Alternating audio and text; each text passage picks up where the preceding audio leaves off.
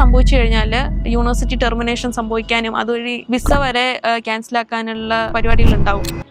നമ്മൾ സ്റ്റുഡൻറ് വിസയിൽ, അതായത് ഒരു യൂണിവേഴ്സിറ്റി നമുക്ക് പ്രൊവൈഡ് ചെയ്യുന്ന വിസയിലാണ് നമ്മൾ അങ്ങോട്ട് പഠിക്കാൻ ചെല്ലുന്നത്. അവിടെ ചെന്ന് കഴിഞ്ഞ് നമുക്ക് പാർട്ട് ടൈം ഒക്കെ ആയി കഴിയുമ്പോഴത്തേക്കും ഇപ്പം 12th ഒക്കെ കഴിഞ്ഞ സ്റ്റുഡൻസിനാണെങ്കിൽ ഇവർ കുറച്ചും കൂടി എക്സൈറ്റഡ് ആകും പാർട്ട് ടൈം ചെയ്തിട്ട് നമ്മൾ ഏൺ ചെയ്യാൻ തുടങ്ങുമ്പോൾ. കാരണം നമ്മളുടെ കാര്യങ്ങളൊക്കെ നമ്മൾ സ്വന്തമായിട്ട് ഒരു യങ് ഏജിൽ ചെയ്യുക, അതിൽ നമുക്ക് അംഗീകാരങ്ങൾ കിട്ടും, വീട്ടിൽ നിന്നാണെങ്കിലും എവിടെ നിന്നാണെങ്കിലും. അപ്പോൾ നമ്മൾ ആ പാർട്ട് ടൈമിലോട്ടായിരിക്കും കുറച്ചും കൂടി ഫോക്കസ് ചെയ്യുക. അവിടെ എന്ത് ഹാർഡ് ജോബ് ആണെങ്കിൽ പോലും നമ്മൾ യൂണിവേഴ്സിറ്റി ക്ലാസ് ഒക്കെ കട്ട് ചെയ്തിട്ട് അങ്ങനെയൊക്കെ പോകുന്ന സ്റ്റുഡൻസ് ഉണ്ട്. അപ്പോൾ ഒരിക്കലും അങ്ങനെ ചെയ്യാതിരിക്കുക. കാരണം നമുക്കൊരു ബാച്ചിലേഴ്സ് ഡിഗ്രി എങ്കിലും അറ്റ്ലീസ്റ്റ് ലൈഫിൽ വേണം. അതുകൊണ്ട് കുറച്ചും കൂടി പഠിക്കാനായിട്ട് തന്നെ ഒന്ന് ഫോക്കസ് ചെയ്യാം. നമുക്ക് എന്താണെങ്കിലും സ്റ്റേ ബാക്ക് ഉണ്ട്, ആ ടൈമിലൊക്കെ നമുക്ക് നന്നായിട്ട് വർക്ക് ചെയ്യാൻ പറ്റുന്നതാണ്. ഇനി നമ്മൾ ആ ഒരു സ്റ്റഡീസ് വിട്ട് ക്ലാസ് ഒക്കെ കട്ട് ചെയ്തിട്ട് നമ്മൾ ജോബ് ചെയ്യാൻ പോവാന്നുണ്ടെങ്കിൽ നമുക്ക് അതിന്റെ സ്കോറുകളെ നമുക്ക് കിട്ടുള്ളൂ. പിന്നെ അറ്റൻഡൻസ് കിട്ടാണ്ടിരിക്കുക, സെമിനാറിലൊന്നും അറ്റൻഡ് ചെയ്യാതിരിക്കുക, ഇതൊക്കെ പ്രൊഫസേഴ്സ് മാർക്ക് കട്ട് ചെയ്യുന്ന കാര്യങ്ങളാണ്. അപ്പൊ അങ്ങനെയൊക്കെ സംഭവിച്ചു കഴിഞ്ഞാൽ യൂണിവേഴ്സിറ്റി ടെർമിനേഷൻ സംഭവിക്കാനും അതുവഴി അത് എംബസിനെ അറിയിച്ചിട്ട് നമുക്ക് വിസ വരെ ക്യാൻസലാക്കാനുള്ള പരിപാടികൾ ഉണ്ടാവും. അതൊക്കെ സ്പീഡിൽ കാര്യങ്ങൾ പോകും. അപ്പൊ അങ്ങനെയൊന്നും ചെയ്യാതിരിക്കുക. അങ്ങനെ കിട്ടിയ ഒരുപാട് ആൾക്കാരുണ്ട്. അപ്പോൾ അതുപോലെ ഒന്നും ചെയ്യാണ്ടിരിക്കുക. ഏൺ ചെയ്യുന്നത് നല്ലതാണ്. ലിവിങ് എക്സ്പെൻസിനുള്ളത് മാത്രം നമ്മൾ ഏൺ ചെയ്യുക. ബാക്കി